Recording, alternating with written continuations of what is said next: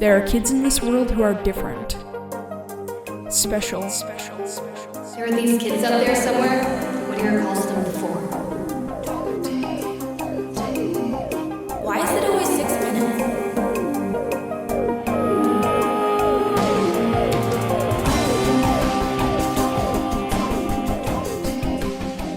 In this episode, I'll be breaking down the latest episode of 6 Minutes Season 4, piece by piece.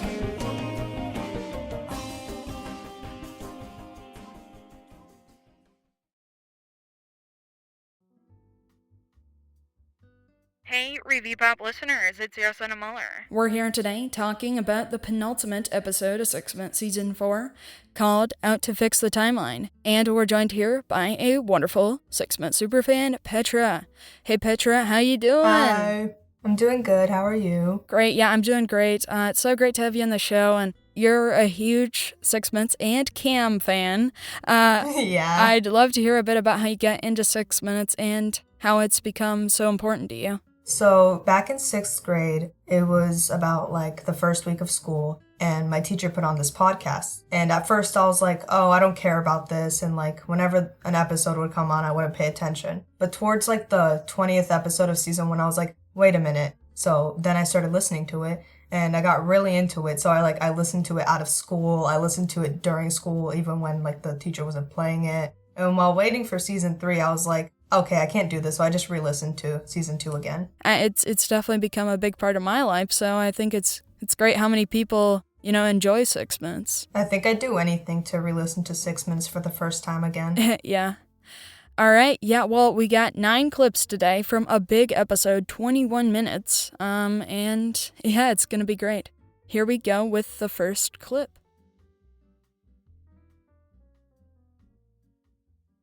No. That isn't right. It can't be right. I hear you. Believe me, Brynleigh, I understand. No, you don't understand. Of course I do. When I found out I was Keaton's Cavendish and that I was supposed to grow up to marry Joe Pasternak. Joe Pasternak is a sweet, loyal, wonderful man. In a lot of ways, it's out of her control. She's lived 17 years of her life not knowing that she was in the body of a really different person entirely, and so I don't blame her for getting mad at, Katie under the circumstances. Yeah, that's kind of what my thoughts were. I was gonna say that Joe Pasternak is not even remotely close to, like, the evil mad scientist who ruined everyone's lives in different ways. Yeah, and I'm also curious, what did you think about, like, the reveal in general of, like, Brynleigh being Guinevere Fontaine and how that, like, changes a lot of the show in a sort of way? I think it was resolved a little bit better in this episode, kind of from the note we were on in the last episode. But honestly, I really hated it. I don't like how they added the plot twist, because it kind of messes with the plot of season 1, season 2, and season 3, because that means Brynleigh was not supposed to be there at all. Just in time for one last lecture, Birdie. Yes, River, one last lecture. Be good to her, okay? Because she's the best. I know I will. Yeah, I do.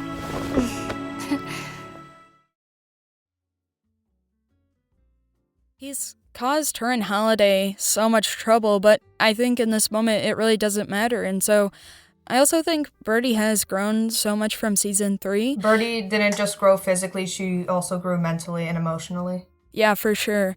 And kind of what did you think of hearing River and Sam, kind of parting ways? It kind of shocked me because this whole time that we've had River and Sam on the podcast, River has always been seen as like the brat, the troublemaker, but this is the first time he actually showed his feelings. And honestly, I wasn't expecting River to be James when the first episode came out of River and Sam, because River and James are like polar opposites. He's grown a lot since being River, and like now he's this kind person who's like funny, and I just think he's so great.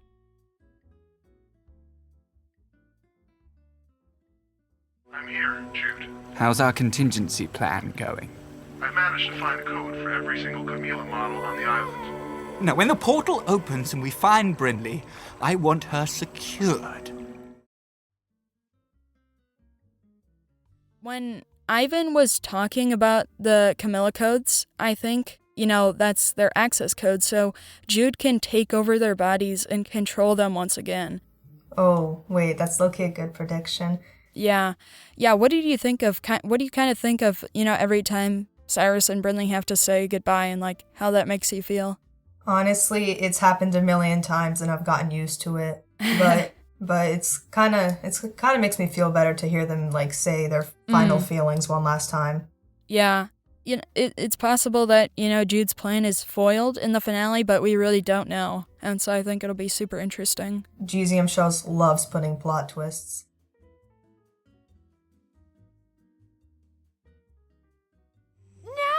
I mean, who knows how this is gonna go, so... Pen. Sure. Sounds like fun. Okay. In that case... The door. It opens, closes.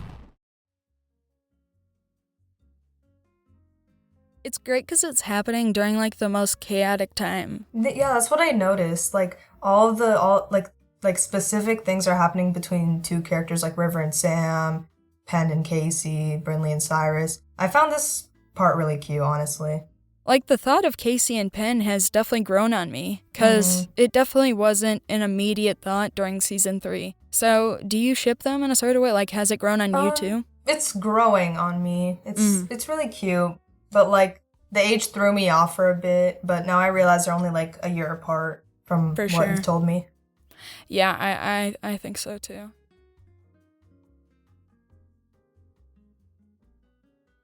And then I hit this button, trigger an underwater earthquake, and basically unleash chaos on the island. Good luck trying to portal hop in the middle of a tsunami, Whittier. Now go! It's honestly so great hearing Adam be bad again, right? Yeah, he's been too good for a really long time, especially with Remy. Yeah, for sure. I like that, and I know this is going back a season. What did you think of the turn of, like, Adam being good, being Bruce, to being Adam? Because we kind of expected it throughout the season, that it'd come up at some point. Honestly, in all ways, I prefer Adam over Bruce, because he's such a well-written character, especially a well-written villain. And I think, like, GZM Shows really put effort to show of how, like, a terrible person he is. I've thought about it. We have Dr. Whittier's plans from Thornton Rust, James, and Cyrus turned himself into an expert. If we have to... You're talking about rebuilding Holiday. We'll cross that bridge when we get to it. Okay, I have a lot about this. I have a hot take. I have a really hot take. Monica's being really selfish in this episode.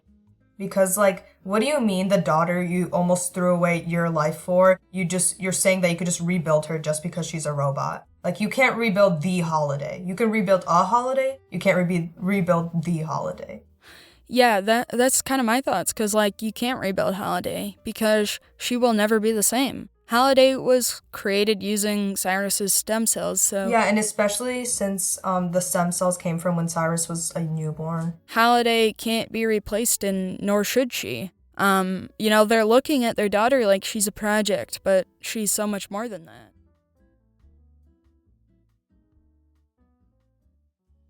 Timelines, realities. You're the one thing that feels real. So yeah, I love you. All versions of you, in every timeline. I love you no matter where you come from, or... Wait, did you just say you love me? Of course I do. And I had to say it because if I don't, I'll regret it for the rest of my life, or whatever version of my life we have left in this timeline. Oh. Well, in that case, I love you too. I found this clip, like, really cute. And honestly, it's kind of cute how they did it in, like, a calm environment and it wasn't, like, life or death. Yeah, and I think, this might be one of Zeph Maffei's best performances, because it was... Yeah, and especially how this is the first time we've heard them say I love you to each other for the past 4 seasons. Yeah, and I'm sure they've said it before, just, Yeah, but we just, like, didn't hear it, because how they started dating in season 2, and then season 3 just went downhill because they broke up.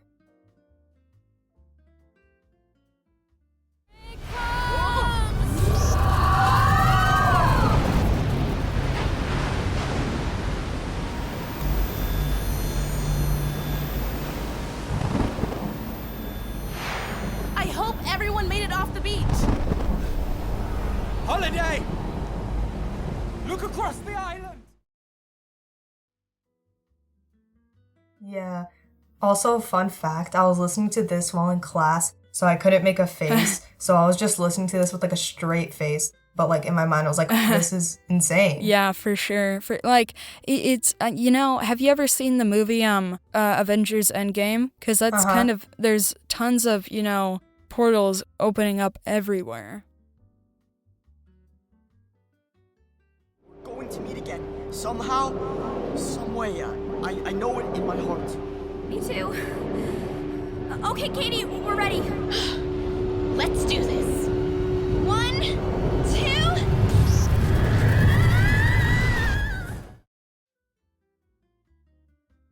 I really hope we get something about River and Sam again in season 5, like them meeting in like school or like in public or something. Yeah, for sure. Hey, well, Petra, thank you so much for joining me on the podcast. And like, You're you had welcome. such great input about each clip, and like, I think it just, everything you said makes so much sense. Thank you.